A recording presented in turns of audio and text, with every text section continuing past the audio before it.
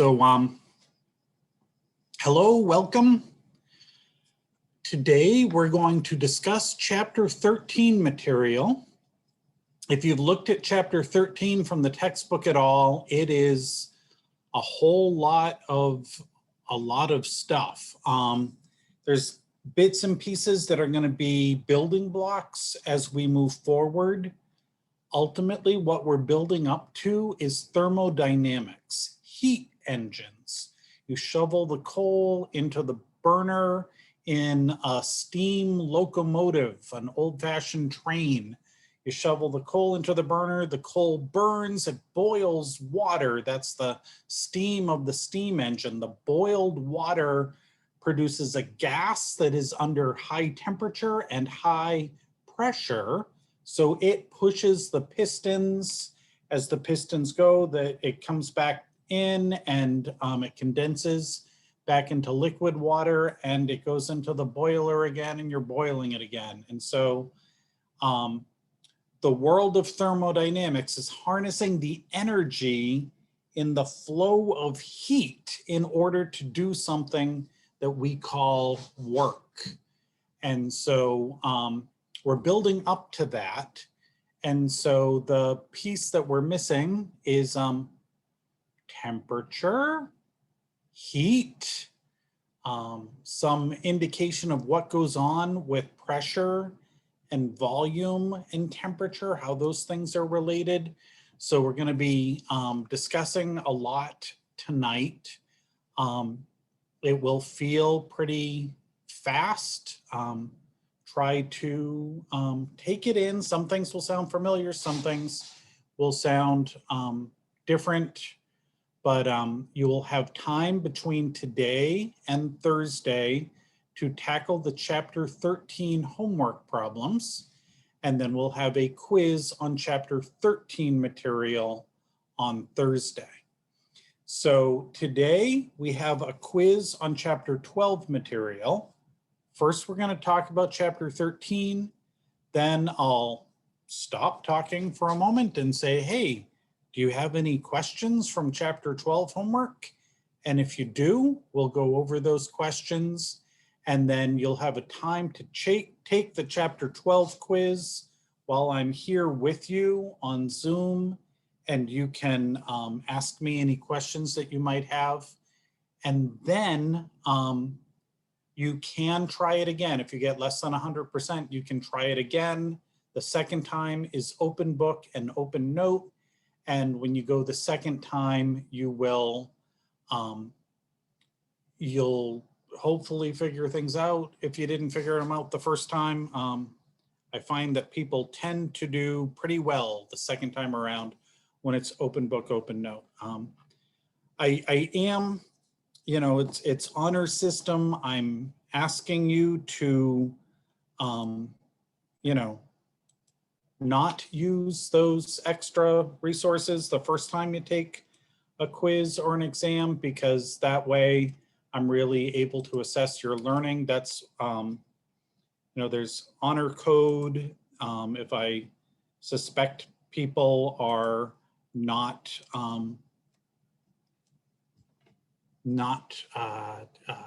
following those instructions, there can be problems, and I just don't want to go there. I want the first time you take a quiz or exam, just give it your best shot, your calculator and the data sheet that I provide.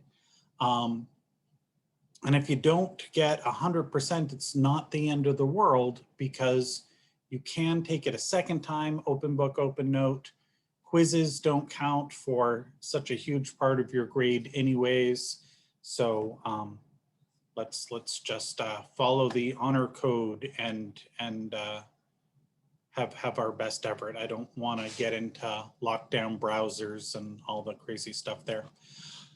Okay, our Canvas page currently opens up into week 2. And so Chapter 12 quiz is here when it's time to take that. You can find it near the top of our page, and I'm here with you the first time you go through it. So if you don't understand what question number 3 is asking, you can private message me and I can hopefully help you figure that out. Okay, while I'm thinking of it, I just wanna give you a bit of advice. I really should, on the homework pages, give you the data sheet, and maybe I will think to update them. But our first exam is the week August 3rd and 5th. If you click on that week, you will see a practice exam. I used to divide this up. It was a little obnoxious. We would have an exam just on chapters 11 and 12, and then 13, 14, and 15. And we're just doing one exam for all of them. But if you click on the practice exam, you will see the data sheet for the exam. This is the data sheet that I will give you. I'll minimally give you this data, if not more than that. So maybe take a look at this, maybe, I don't know, print it out if you got a printer handy, or take a picture to look at on your device while you're doing the homework. These are the equations that you may or will definitely need when you're taking, when you're doing the homework or taking a quiz or an exam on this material. So it's a lot of stuff, and a lot of it looks like Greek letters because it is. But when you know what these equations mean, what they relate to, you will be able to use them efficiently. Fair amount of things in here we are doing tonight. So the fun is about to begin. All right, let me try to find this thing. I will get there. I know you can't see what I see yet because I have my cell phone open on my table. So here I am with my video camera with the ring light on it, a monitor that has me looking up and not down with the PowerPoint. I've got another monitor where I can do some other things in the background and see the chat. So if you try to chat with me during class, I will be able to see that on another monitor. And then I have my cell phone signed into class. So I see what you're seeing, because it really has bummed me out sometimes when I've been lecturing for a while and some student sheepishly tells me, Dr. McTaylor, we aren't seeing that thing that you're talking about. And I groan and get angry at myself and then fix it. So I'm trying to see what you're seeing while we're doing this so that I don't do those things. While I have ice water, I will make reference to ice water a few times during the lecture. There is ice in the water. They coexist. That is in thermal equilibrium, which is something we'll talk about in a moment. All right, here we go. Temperature, kinetic theory of gases, and the ideal gas law. So I have a couple of images here for no good reason. These are from our textbook. Do take advantage. We have a free textbook.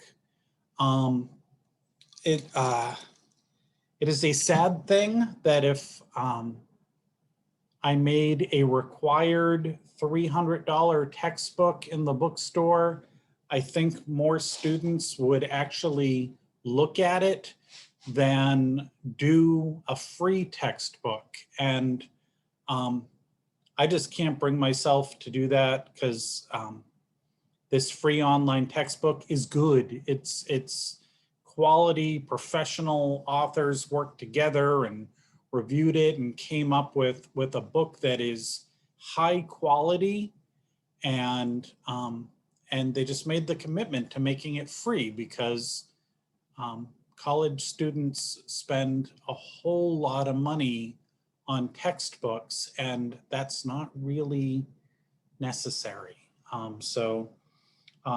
I have my old textbooks from college still sitting on a shelf.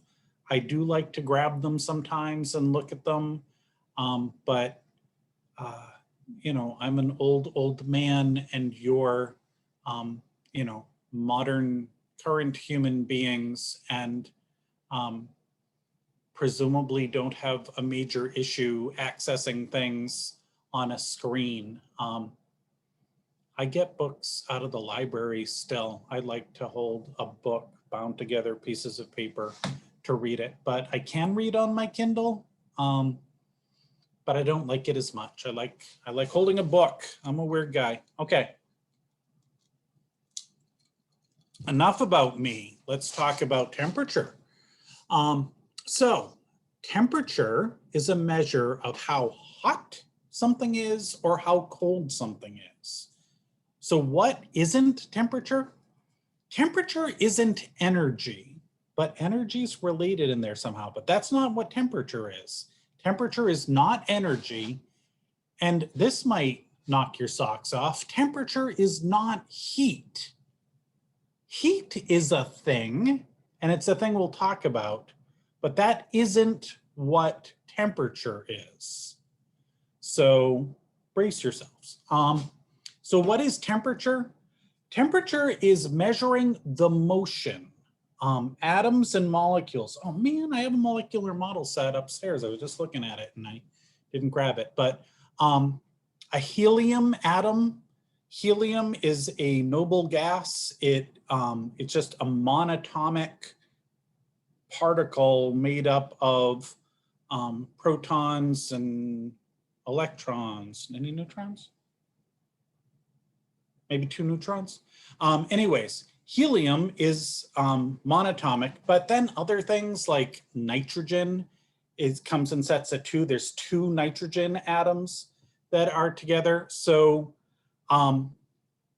if we're talking about the motion of an atom like helium, it's just winging around, bouncing around the space it's in. If we're talking about something like nitrogen or carbon dioxide or ozone, some gas like that, that has 2 or more atoms, it is moving around, but it's also vibrating.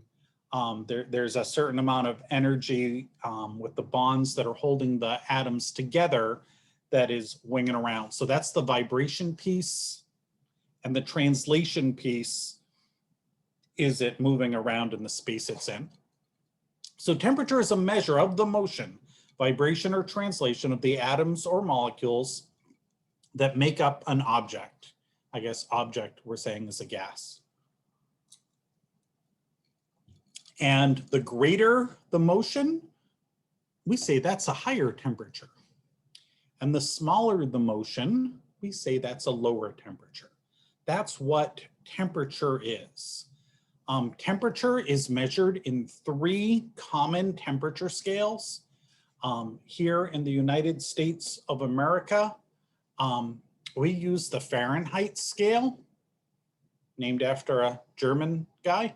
And then everybody else has switched to Celsius or centigrade. That is part of the metric system. Truly, when you're in a scientific lab, you'll probably do Celsius 98% of the time. And for certain applications, it is particularly relevant to talk about temperature in Kelvin. Now, we're going to have a number of equations kind of blasting by your face tonight. Some of those equations have temperature in it as just one of the variables. When temperature appears by itself as a variable, you want that temperature to be in Kelvin. Other equations will have a triangle, delta T, the change in temperature.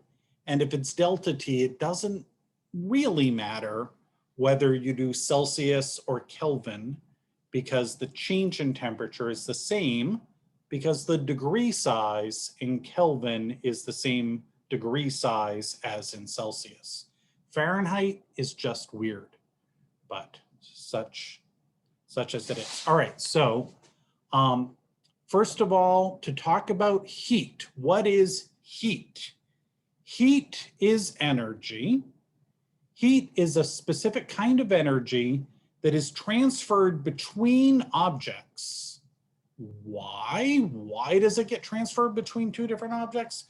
Well, if those two different objects have a temperature difference, then heat will flow if it can. So we would say that two objects are brought into thermal contact. Thermal contact is the condition at which heat can flow in between them. So if I'm taking a cookie sheet out of the oven with my cookies baking on there, I really don't want my hand to be in thermal contact with the hot cookie sheet, because heat will flow from the very hot cookie sheet into my poor little fingers. So I will try to avoid thermal contact by using an insulator oven mitt in order to grab the cookie sheet out of the oven and move the cookies to a cooling rack. I'm hungry now, I want cookies, I don't have any. Sorry if I just did that to you as well. So when two objects are at different temperatures and they are brought into thermal contact, heat will flow. Kind of a spoiler alert, but one of the laws of thermodynamics will tell us that heat will flow from the higher temperature object to the lower temperature object. You probably already knew this, but that's one of our laws of thermodynamics. The laws of thermodynamics were developed after Newton's laws of motion. Newton's laws of motion built on the accumulated knowledge, understanding of the natural world developed over 1,000 years. And Newton presented them as three distinct laws, and it made a whole lot of sense, and it revolutionized science, and it was mightily impressive. And about 100 years later, scientists and engineers were putting together this new thing that is ultimately thermodynamics. It's harnessing the energy of heat flowing from one place to another. And heat flow is a very powerful tool in the world of science.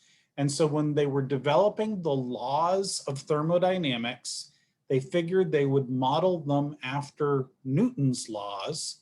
And so they had three laws of thermodynamics: the first law, second law, third law, and they missed something that was important to anything making sense. And so they introduced that as the 0th law of thermodynamics.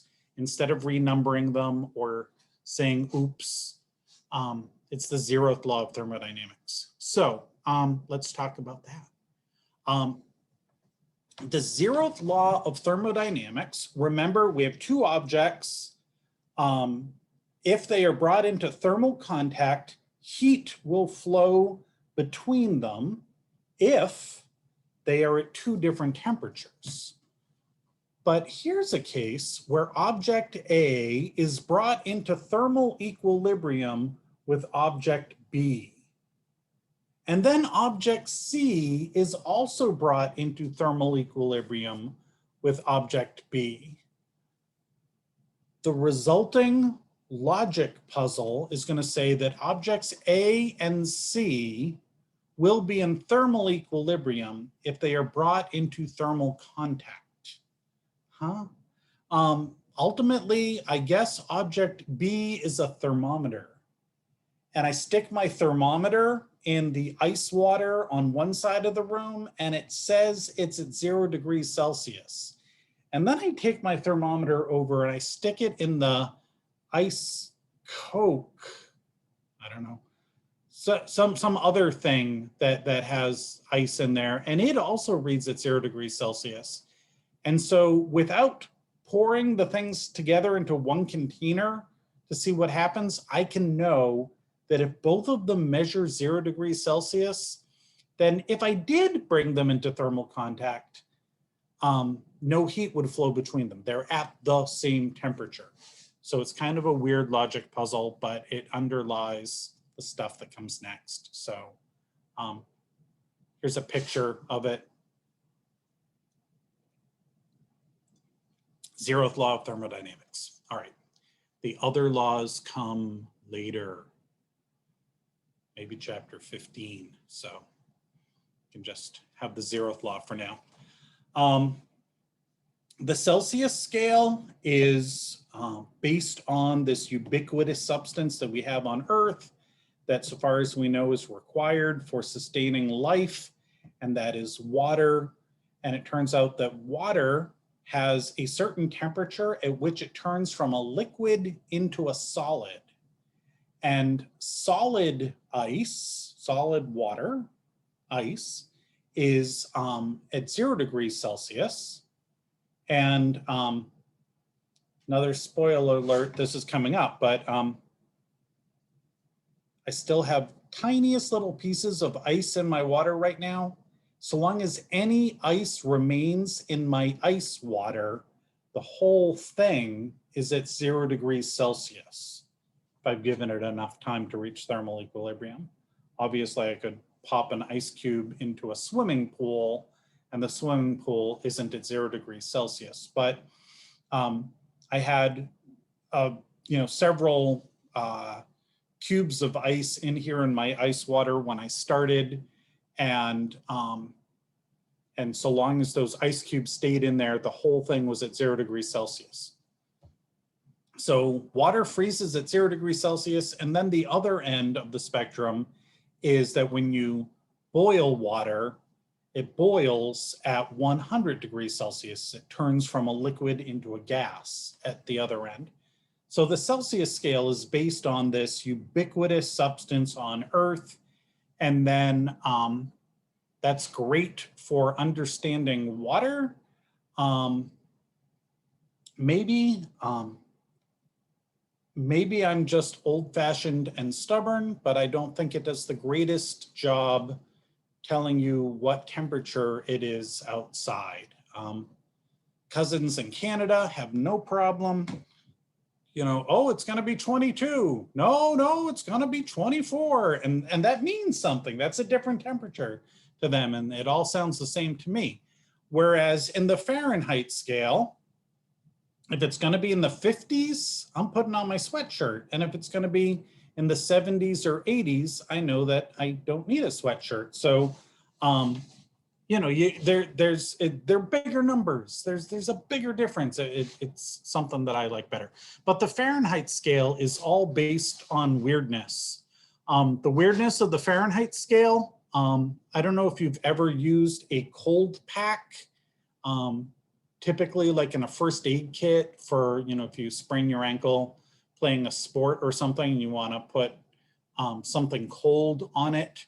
There's a bag with pellets in there, a chemical, and if you smash it, the chemicals release and mix together, and it's an endothermic chemical reaction, and so the bag gets cold. And so Fahrenheit, back when he came up with the Fahrenheit scale, said, you know what, if I mix these two chemicals together, it gets really cold. I must be the ultimate able to come up with cold temperatures. So I'm going to call this cold temperature 0 degrees Fahrenheit. That was the coldest temperature Fahrenheit could get in his lab. And then for the other end of the spectrum, Fahrenheit took his own body temperature and declared that to be 96 degrees. So maybe Fahrenheit was a cold person, but so those were the two ends of the scale. 0 degrees for the coldest temperature he could get in his lab, 96 degrees for his own body temperature. And so from there, Fahrenheit worked out that water freezes at 32 degrees Fahrenheit and boils at 212 degrees Fahrenheit. And that is the temperature scale we use here in the United States. I don't know. Some people will tell you just a good rule of thumb, if you want to know what the temperature is in Fahrenheit and somebody tells you what the temperature is in Celsius, you double it and add 30. That doesn't quite do it, but it's reasonably close. So if they tell you it's 20 degrees out, double it 40, add 30, 70, it's close enough. But here are some real equations that might come in handy. The Fahrenheit degree is not quite twice as big as a Celsius degree, but 9/5, almost twice. And so to convert from Celsius into Fahrenheit, 9/5 times the degree Celsius plus 32. And to go the other way around, you take the Fahrenheit temperature minus 32 and then multiply it by 5/9, and that gives you the temperature in Celsius. It turns out that water boiling at 100 and freezing at 0 tells you something, but it turns out if you put a gas inside a container and measure the pressure that it exerts at different temperatures, you would find that gas number 1 here is exerting a lot of pressure at 100 degrees Celsius and less pressure at 0. And then if I submerged it in liquid nitrogen, it would still be exerting some pressure at the temperature of liquid nitrogen. And then I could extrapolate down to a certain temperature at which the gas would not exert any pressure. Pressure, remember, is force over area. We'll spend a little time talking about what is pressure in terms of molecules bouncing off the wall of a container tonight. But when the molecules stop bouncing off the wall, when they're not moving at all, and that was our definition of temperature, right? The vibration and translation motion of a molecule. If it's not moving, then we would call that 0 temperature. That 0 temperature is what we call absolute 0, and it's 0 degrees, Celsius is degrees Celsius, Fahrenheit is degrees Fahrenheit, Kelvin is just Kelvin, because it's very scientific. So 0 Kelvin is correlated to negative 273.15 degrees Celsius. That's where it's located on the Celsius scale, which means if you want to know what the temperature in Kelvin is, given a temperature in Celsius, you just add 273.15. The degree size is exactly the same, Celsius and Kelvin, but just has a different 0 point. So relationship between the Fahrenheit scale and then Celsius and Kelvin.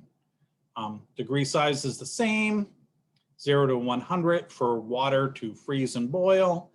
273.15 Kelvin is the ice point of water. 373.15 is the steam point, the boiling point of water.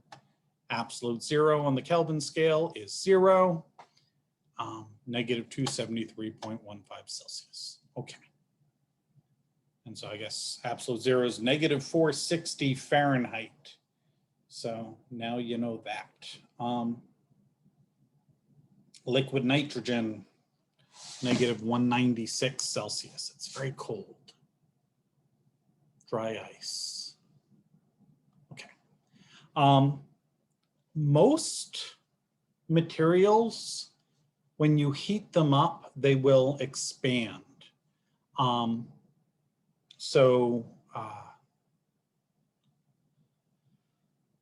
ultimately, we're talking about thermometers. So most of the thermometers that aren't digital, if you see an actual analog thermometer with a red liquid in there, the liquid in there will expand, the line will get longer when the temperature goes up, and it will contract, the line will get shorter when the temperature goes down.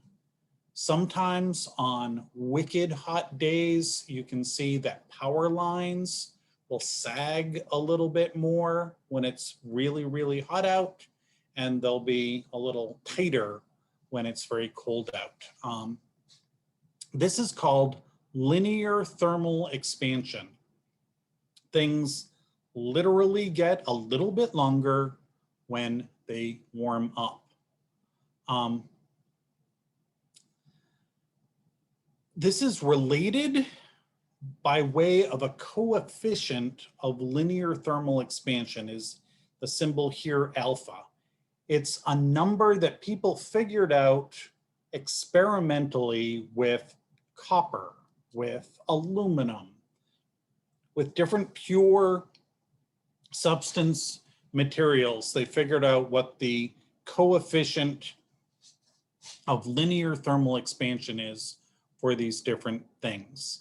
So the change in length is going to be alpha times the original length times the change in temperature. The delta T, the triangle before the temperature, means that it's the increase or decrease in temperature.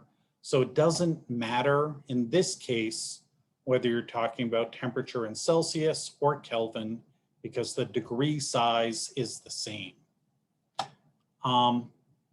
So here's the equation. It also works in 3-dimensional space and 2-dimensional space, so area and volume. So some typical coefficients of thermal expansion. Lead is a metal that will expand quite a bit when the temperature changes. Glass, probably good that your window glass doesn't expand as much when the temperature changes, because your windows would probably shatter from winter to summer and whatever. But here's some typical values. This is alpha. This is the linear thermal expansion coefficient. Now, I guess I'll mention this. They did figure out that if you take two different metals and kind of weld them together, that when you have a temperature change, the two different metals will have different expansion or contraction amounts, such that they can actually bend. So the practical experience with this is a circuit breaker in your house. That electricity is flowing through a bimetallic strip, and if too much electricity flows through, then it will heat up, and if it heats up, it will bend. And when it bends, that trips the circuit breaker and keeps too much electricity from flowing through somewhere, which hopefully keeps people from getting electrocuted.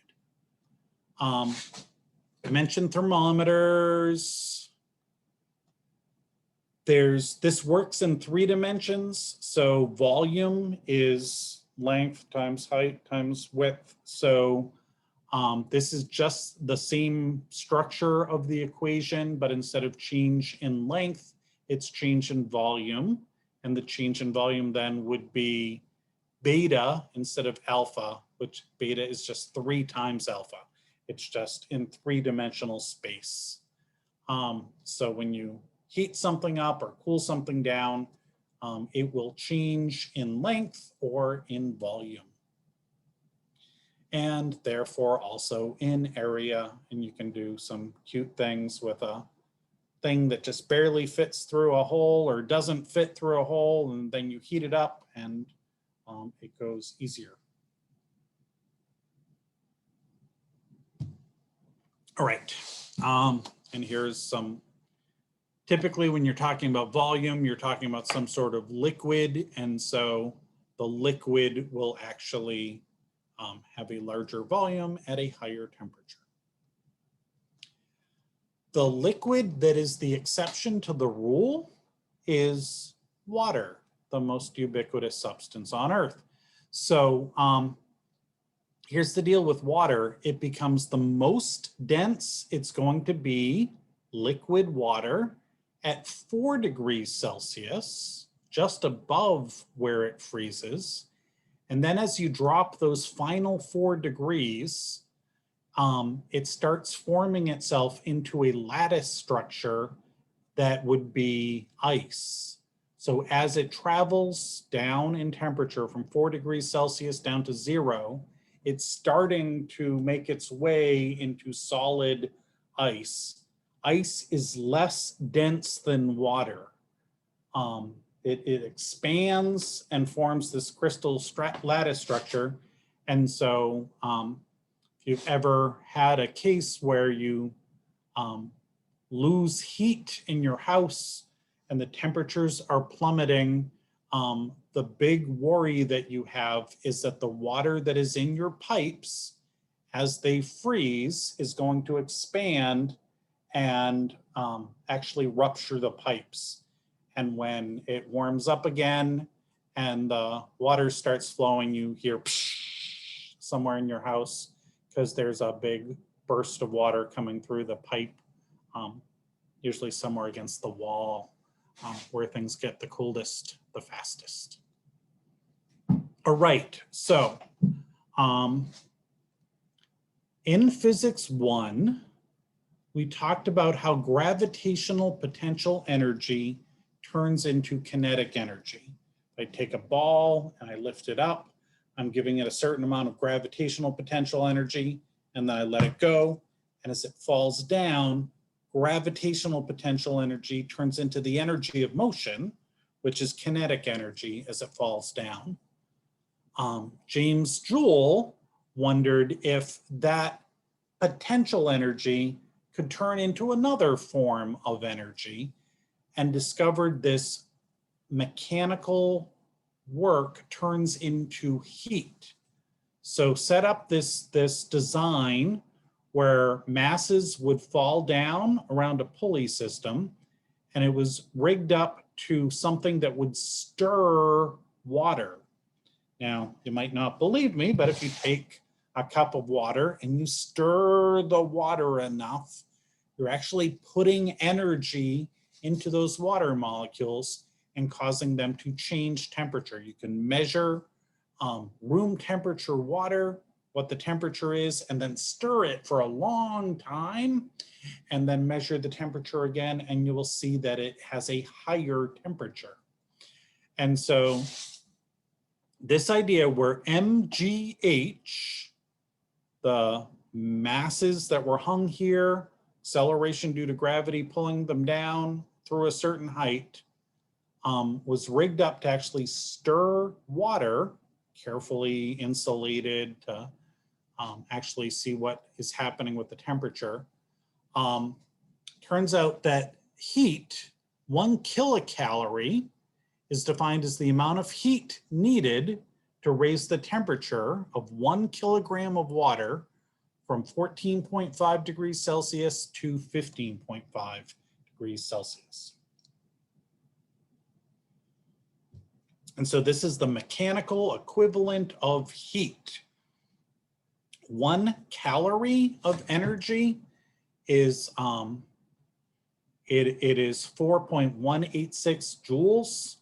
Turns out the calories are very small, such that this is the same kind of calorie that we have for dietary calories, except since these cal, C-A-L, lowercase, is so small, what we talk about when we talk about calories in our food is actually kilocalories, 1,000 calories. But we do that with a capital C and call that a dietary calorie. So nobody wants to know that that donut was, 400,000 calories, because that would blow your mind. So we say that it was 400 calories. And that seems a little more palatable, but it's a kilocalorie is what we call a calorie for dietary purposes. Anyways, since we mentioned Fahrenheit, we'll just, there is a British thermal unit is another unit of heat energy. So the variable that we use in the equations for heat is capital Q, and that is heat, and that is energy transferred due to temperature differences. We're going to do it for our work in joules, and a joule, well, there's a joule related to a calorie, 4.186, but here's how it's related to a British thermal unit. All right. All of this does fit together ultimately as we're moving into the world of thermodynamics. We're kind of setting the stage right now. So there's a thing, and then there's another thing, and then there's another thing. And I know it feels a little clunky. Just try to take it in for now. Try to get through the chapter 13 homework, but all the pieces will start to fit together as we make our way through chapter 14 and into chapter 15. But right now they're pieces of the puzzle, and it's hard to have any individual piece look like it makes sense all by itself. So when we're talking about fluids in chapters 11 and 12, a fluid encompasses the idea of liquids and gases. But for the most part, what we're talking about was liquids. Now we're specifically talking about gases. Gases are an easy state of matter to deal with because you can arrange for conditions where there's a reasonable number of gas molecules, but not so many that they condense into a liquid, trapped inside a container, and they will spread out to fill the whole container. They will exert pressure on the walls of the container. And so it's just a good material for kind of making sense of some concepts. And that's what we call an ideal gas. We had our ideal fluid, our ideal liquid before was something that was incompressible and non-viscous, didn't stick together. That's what we called an ideal fluid. An ideal gas is the gas molecules aren't packed into the container so much that they're condensing. They're actually able to stay generally far apart from each other, and that's how we'll do an ideal gas. All right. So things that you probably knew that will just make sure that you have some relationship with. When you increase the temperature, pressure goes up. When you decrease the temperature, pressure goes down. I don't want to get embroiled in any controversy, but that was an argument made for why the pressure in the footballs that Tom Brady was using might have been below when they were originally filled inside the locker room to a certain pressure, and then you take them outside into the cold weather and they have a lower pressure because of physics. But that's the idea there, is that pressure and temperature are related. If you increase the temperature, you're going to increase the pressure, and if you decrease the temperature, you will decrease the pressure. That's something with a fixed volume and a fixed number of molecules trapped in there. You see this with your car tires all the time. If you ever notice, so cars that I've been driving now have a sensor that lets me know if the air pressure in my tires is low. And I will typically get some alert when the cold days start racking up one after another. Suddenly the pressure in my automobile tires will be low. Why? Because the car has reached some sort of thermal equilibrium with the atmosphere around it, and suddenly the number of molecules inside my tire aren't exerting as much pressure against the walls. Okay, there's a thing. Another thing, so when my automobile tires are low in pressure, what I will do is I'll go to a machine that will pump more air molecules into the tire and thus increase the pressure. So if you add more air molecules, you're going to have an increase in pressure. If you remove some of the air molecules, you will have a decrease in pressure. Capital N is going to represent the actual number of molecules or atoms that you're adding into or removing from something.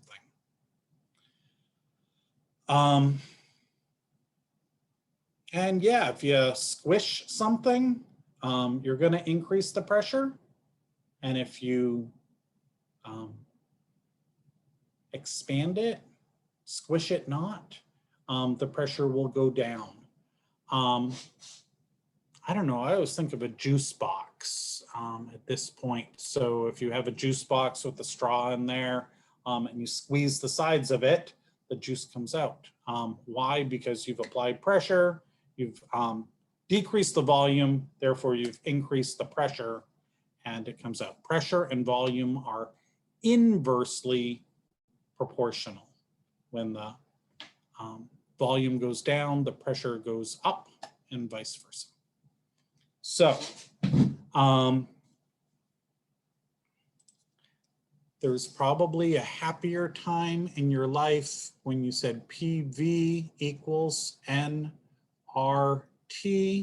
That was the ideal gas law. That's true still, but it's we're using some different units now. So in physics land, we're going to say PV equals N, capital N, KT. Capital N is the actual number of particles. So lowercase n was moles. 1 mole equals 6.022 times 10 to the 23rd. Well, that's a 23rd atoms or molecules. So if it was 1 mole, 6.022 times 10 to the 23rd is the number we would plug in here. We're talking about the actual number of particles.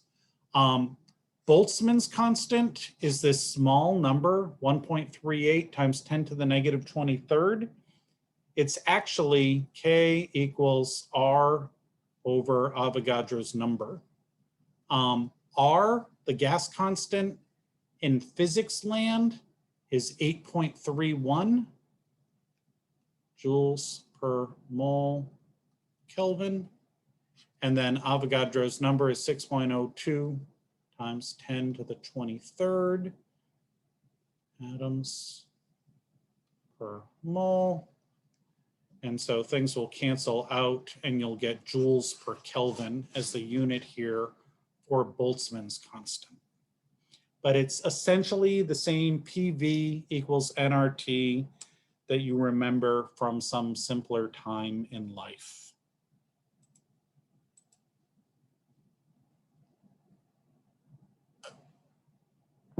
So this is the equation of state for an ideal gas. PV equals NKT. N is the number of particles. Sometimes we'll be told how many moles of a substance we have, or maybe we'll be told how many grams of something we have. So then we'll have some extra calculations. So if they said you have 12 grams of carbon-12, then you could say, okay, I have 1 mole of carbon. Therefore, 1 mole is 6.02 times 10 to the 23rd atoms of carbon. And then I would plug that into any calculations I was doing. All right. I told you about Boltzmann's constant. So here's the good old fashioned PV equals nRT. In chemistry class, you would have done pressure in atmospheres, volume in cubic centimeters, N is moles, R would be liters atmospheres per Kelvin mole, 0.086, something like that. Temperature would still be in Kelvin. So physics land, we're doing pressure in pascals, volume in cubic meters. So our R has a different value, but temperature is still in Kelvin. All right. Okay, so there's some relationships that we get. You don't have to memorize what they're called, but this is the relationship that pressure and volume are inversely proportional. If you increase the pressure, the volume will go down. If you decrease the pressure, the volume will increase. Volume and temperature are directly proportional. If you increase the temperature, the volume will increase. If you decrease the temperature, the volume will decrease. There's the classic, you have a balloon filled with air and then you dip it in a container of liquid nitrogen and suddenly the balloon is kind of saggy. Why? Because the air isn't going to take up as much volume because it's now at a lower temperature. All right. So hang tight on this for a moment. What we're ultimately building up to here is that a gas inside a container is going to exert pressure on the walls of the container because the gas molecules are whacking into the wall of the container. And so the assumptions that we're going to use here is that there are capital N, which is usually somewhere in the multi-million number of particles, a whole lot of particles that have some kind of mass that are in a container with a certain volume, and each particle isn't like clinging to each other. They're all just whacking around, smacking into the walls. The molecules move randomly and obey Newton's laws. That's good. And particularly when we talked about things like conservation of momentum, momentum is the product of mass times velocity. And when things smack into each other, they can have different kinds of collisions. They could have an inelastic collision, where things collide and stick together. If you threw a hunk of clay at the wall, it just kind of splatter against the wall, collide and stick together. Or it can be an elastic collision. If you have a ball, a super ball or something, and you throw it, it's going to bounce right off, an elastic collision. So we're going to assume that when our molecules of gas collide with each other or with the walls of the container, it is a perfectly elastic collision. No energy is lost, but there is some change in momentum from when the molecule whacks against the wall and goes off in the opposite direction. So that's where we're going to look at things. Pressure is the result of the collision between gas molecules and the walls of the container. Now, a gas molecule will whack into the wall and change direction and go off the other way. So for this one gas molecule to whack into the wall, out of the wall, come back again, the length of a trip that it has to take is 2 times the length of the container. So since pressure equals force over area, we're going to say that our container is a cube, L times L times L. So the area of the cube is L squared. We're looking at force as we talked about momentum equals F delta T, force, average force times time. Change in momentum equals impulse F delta T. Therefore, we get this mv minus mv divided by L. We come up with this intermediate equation. So hang here for just a moment, because The other thing to consider is that we're talking about a whole bunch of particles. The water molecules that are left in my glass of water are at a range of kinetic speeds. They're moving around. Some of them are jumping out of the liquid phase into the gas phase. If I leave this just sitting on the table, it will all evaporate because some of the molecules will gain so much energy just from room temperature that they're able to jump into the gas phase, whereas others are relatively cool. So for every temperature, when we say we know the temperature of a liquid, we actually know the temperature that correlates to the average molecular speed of the particles in that liquid. But there's always a distribution. This is ultimately the world of statistical thermodynamics. When you do things with statistics, you're dealing with averages or standard deviation around an average value such that there can be a pretty wide distribution.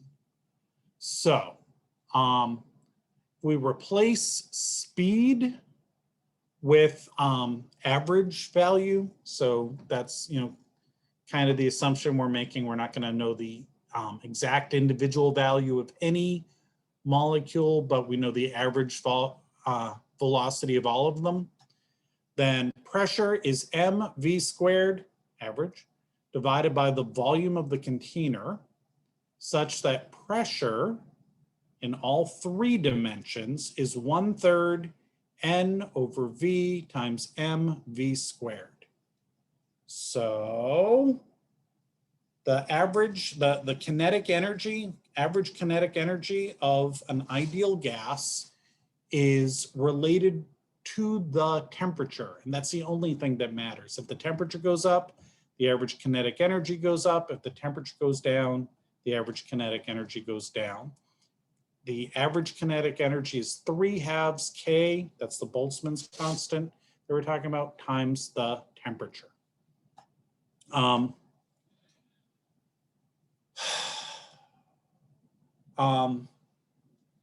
Average is a word, and I think you know what average means. There's another thing that's not quite average. If some things are positive and some things are negative, and you take the average value, you tend to end up at 0. But we're not talking about 0. It's kinetic energy, whether it's moving in what we're arbitrarily calling a positive direction or arbitrarily calling a negative direction. So what you do in that kind of case when you have positive numbers and negative numbers is that you square everything and then take the mean value of the square root. So it's called root mean square value of the speed.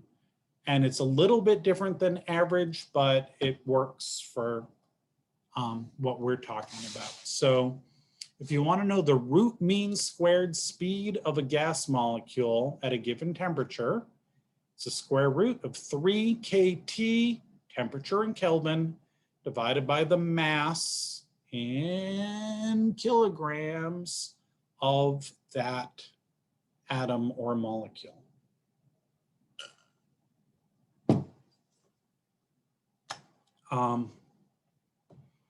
And I guess this is just letting you know that the most probable value of velocity for a gas molecule at a certain temperature here would be 750. The average would be up a little bit higher, and the root mean squared is a slightly higher number than that. Don't get hung up on that. All right.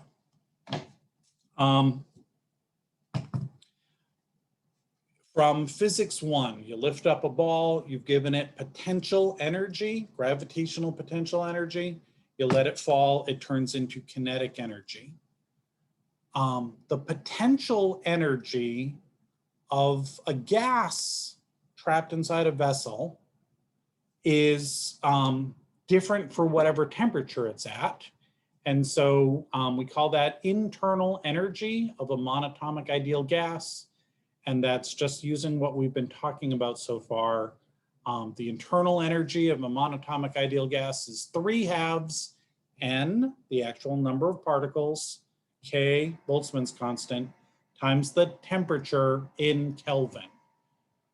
Make sure you do your temperature in Kelvin. You will get wrong answers if you do not convert your temperatures that are not so helpfully given to you in Celsius if you don't convert them to Kelvin. So it turns out that the water in my glass, is the glass half empty or half full? And it's mostly empty, right? But really, the water molecules at a range of energies, or some of them are jumping into the gas phase, and they reach an equilibrium vapor pressure above the layer of my liquid. So if I put a cover on my glass, I could come back tomorrow and all the water would still be there. But if I have it open, some of the water molecules jump into the gas phase and then get carried off into the room. And so that's what we talk about when something evaporates or vaporizes. Turns out that that is related to atmospheric pressure. So if you go to the top of a mountain, when you want a liquid to boil, you add heat to it until its vapor pressure is the same as atmospheric pressure. Now that happens here near sea level on a normal kind of day when our water is at 100 degrees Celsius. We can heat up our water to 100 degrees Celsius, at which point the vapor pressure is the same as the atmospheric pressure, and the water will go from a liquid phase into a gas phase, and we call that boiling water. Now, if I want to cook something faster, if I want it to reach a higher temperature, maybe I'll use a pressure cooker. The pressure cooker wouldn't be at 1 atmosphere of pressure, it'd be 2 atmospheres. Thus, it would have to reach a higher temperature before it turned from a liquid into a gas, meaning that it would cook my thing at a higher temperature and presumably faster. If you go to the top of a very tall mountain, there will be less pressure because you're at the top of a mountain and atmospheric pressure is lower the higher up you get. And so if I try to boil water at the top of a mountain, it will boil at a lower temperature, which means if I try to cook something like a hard-boiled egg or spaghetti in that boiling water, it's only cooking at 90 degrees instead of 100 degrees, and it may not cook at all, or it will take longer to cook it. So we have some vaporization pressure curves that show you for certain increasing pressure and increasing temperature where the phases are for something. So there's a triple point where liquid, solid, and gas can all coexist. There's other places where liquid and gas coexist, other places where solid and liquid exist at certain combinations of pressure and temperature. We don't need to spend a lot of time on that. We have reached the end of what we're going to talk about with chapter 13. So let me point out quickly, if I can get my mouse on the right screen. I'm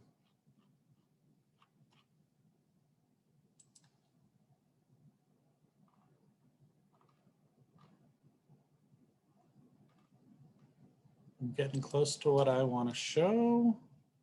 New share. So I have a page for each of our homework assignments where I embed a video of me walking through how to answer the question as it is printed in the chapter at the end of the chapter in our book. When you answer your homework questions, I put in a formula and a range of answers.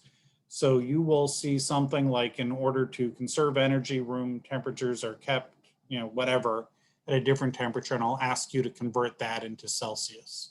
So your numbers will differ, but I walk through the basic steps of how to do it. So chapter 13 homework, we have some questions on thermal equilibrium and area and volume thermal expansion, and just some idea of how big a mole is, converting some Fahrenheit temperatures to Celsius and some Fahrenheit, Celsius, Kelvin temperatures, just to get a range there. The Eiffel Tower becomes taller when it gets hotter. Given what the linear thermal expansion coefficient is for iron or steel, you can figure out how much taller the Eiffel Tower gets when the temperature changes by 15 degrees Celsius. The relationship between pressure and temperature, 35 degrees Celsius and negative 40 degrees Celsius. Do not be fooled. Convert the temperatures into Kelvin and then get the difference in temperature there.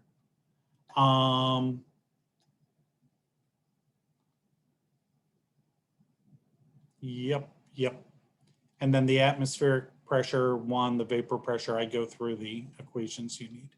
So I think you are okay to do the chapter 13 homework. I encourage you to try the problems first before you look at the answers, because that gives you a decent sense if you can come up with a strategy on how to solve a problem before you get frustrated and like, oh, come on, how do I do this? I don't know how to do this. That can help you later on with some resiliency. But our next agenda item this evening is a quiz on chapter 12 material. So if you have any lingering questions from the chapter 12 homework, now would be the time to ask those.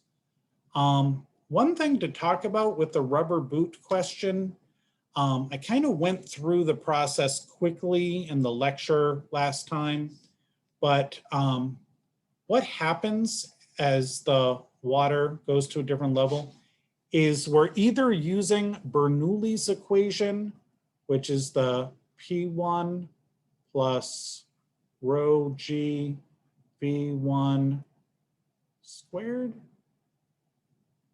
plus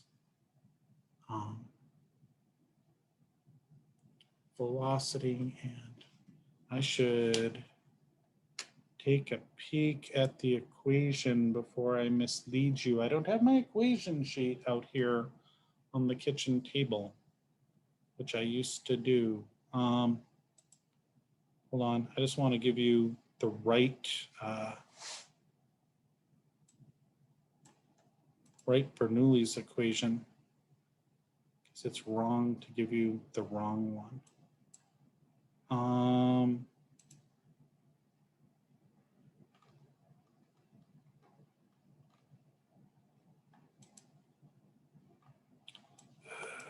Everything's in my way.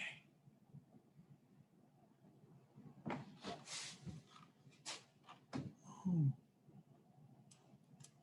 And it didn't come out right. Faculty and staff.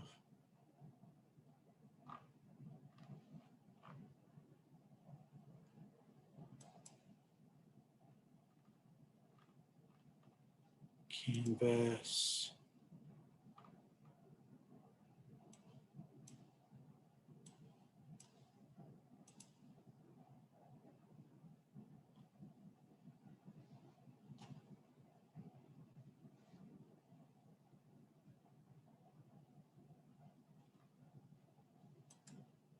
So I'm trying to open up the equation sheet on my other window, and I probably should have done that earlier. Oh, maybe I want this one. So I knew something was bugging me. 1/2 rho V1 squared. All right, let me redo this. Bernoulli's equation, P1 plus 1/2 rho V1 squared plus rho GY1 equals P2 plus 1/2 rho V2 squared plus rho GY2. If you make some simple substitutions of Bernoulli's equation, that the pressures are the same and that the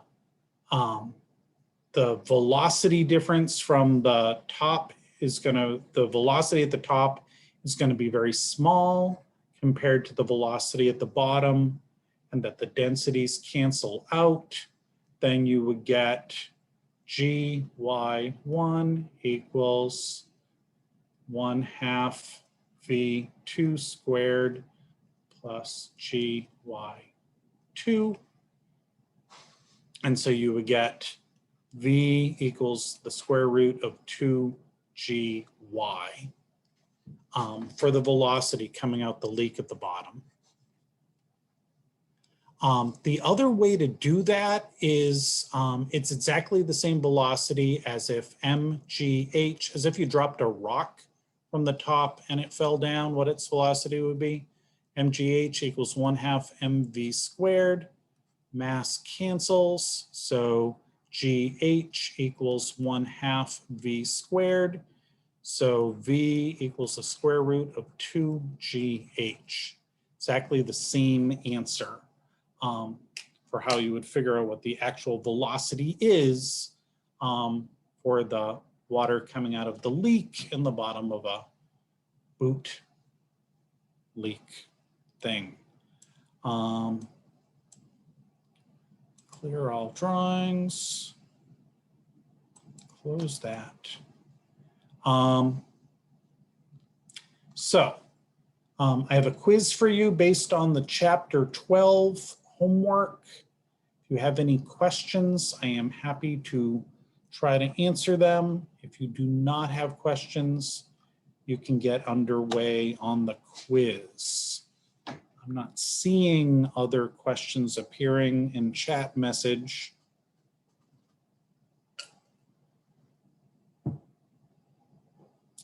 So I'm going to go with the idea that you don't have questions.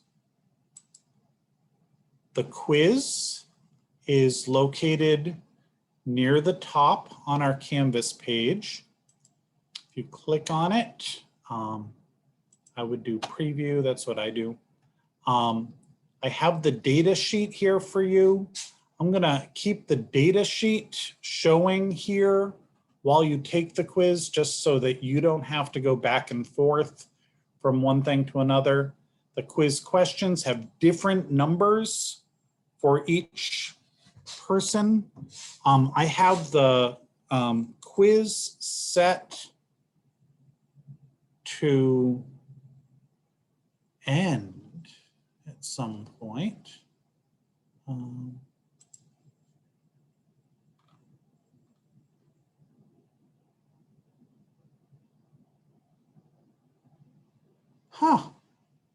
So it would show up late. That's just terrible. Let me edit that.